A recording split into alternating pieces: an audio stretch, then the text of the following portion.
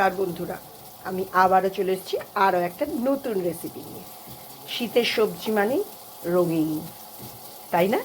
কত রঙের সবজি দেখো কি কি আছে। পেঁয়াজকলি, টমেটো, ক্যাপসিকাম, ফুলকপি, এপাশে রয়েছে রসুন, পেঁয়াজ কুচি, লঙ্কা কুচি আর মটরশুঁটি আর গাজর, বিনস যাদের বাড়িতে থাকবে সেগুলোও দিতে পারবে। আমার কাছে অ্যাভেলেবেল ছিল না আজকে, তাই আমি দিলাম না। আর এই মটরশুঁটির কালারগুলো এই জন্য এইরকম, এটা আগের বারে আমি প্রসেস করে রেখেছিলাম, সেই মটরশুঁটিগুলো এখনও সব শেষ হয়ে ওঠেনি। তাহলে এই সব সবজিগুলো আমি ব্যবহার করব।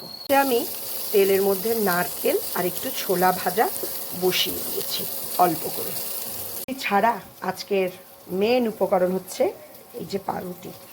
এই কয়েকটা পিস পাউরুটি ছিল, তাই ভাবলাম এটা দিয়ে নতুন কিছু একটা বানানো যাক। আর নেব একটা ডিম। মশলা তেমন কিছু লাগবে না, শুধু নুন আর হলুদ দিলেই হবে যদি দিতে চাও। আর জিরে ধনে গুঁড়ো যদি দিতে চাও দিতে পারো। লাস্টে কিন্তু অবশ্যই চাট মশলা দেওয়া লাগবে। এই রেসিপিটা বানানো কিন্তু এমন কিছু হাতি ঘোড়া ব্যাপার নয়। এবার এই তেলের মধ্যে আমি ডিমটা একটু ঝুরঝুরি করে নেব।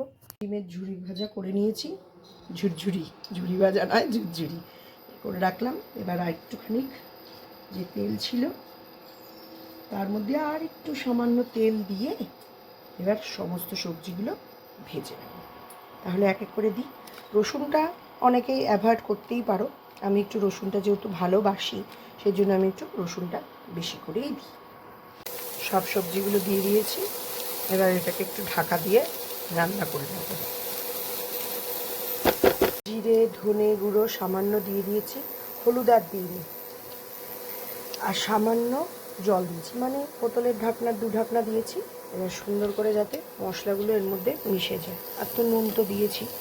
তোমাদের যদি মিষ্টি মিষ্টি প্রয়োজন মানে ইচ্ছে করে খেতে, তাহলে তোমরা একটু চিনি দিয়ে নেবে। এবার এটা হয়ে গেছে প্রায়, আর একটুখানি নাড়াচাড়া করে এবার এর মধ্যে পাউরুটিটা দেবো। এবার পাউরুটিটা কীভাবে দেবো সেটাই হচ্ছে কথা। চল, আমি পাউরুটিগুলোকে এরকম র্যান্ডামলি টুকরো টুকরো করে নিয়েছি। কারুর যদি সময় থাকে এবং ধৈর্য থাকে তাহলে তোমরা পাউরুটিগুলোকে চৌকো চৌকো সুন্দর করে কেটে বা লম্বা লম্বা করে কেটে নিতে পারো। তারপর আলাদা করে বাটারে ভেজে নিয়ে তারপরও এটা করতে পারো। কিন্তু আমার কাছে এখন সময় নেই, খুব খিদে পেয়েছে আর তাড়াতাড়ি শেষ করতে হবে, তাই জন্য আমি এভাবেই করে নিলাম। এটাকে অবশ্য মানে পাউরুটি ভুজিয়া বলে। যেহেতু ডিম ভুর্জি যখন আমরা করি নাড়াচাড়া দিয়ে নিই, সেরকমই আর কি। এটা হলো গিয়ে তাড়াতাড়ি করে নেওয়ার মানে খাবার আর কি। চটজলদি খুব খিদে পেয়েছে, তাড়াতাড়ি করে এটা বানিয়ে নিই।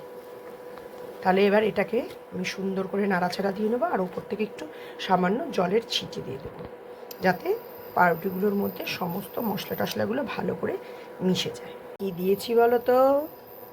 দিয়েছি একটু পিৎজা সস না থাকলে টমেটো সস দিলেও কোনো অসুবিধা নেই।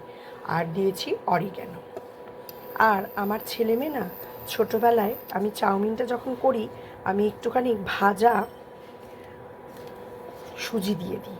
আমার ছেলে মেয়ে ছোটোবেলায় বলতো, বিশেষ করে আমার ছেলে বলতো, মা এগুলো কি ম্যাজিক দানা, খেতে খুব সুন্দর লাগে। তো আমি বললাম হ্যাঁ, সেই সুজি, ভাজা সুজি 1 চামচ ছিল, সেটা দিয়ে দিয়েছি। বেশ সুন্দর লাগবে খেতে মুখে যখন পড়বে।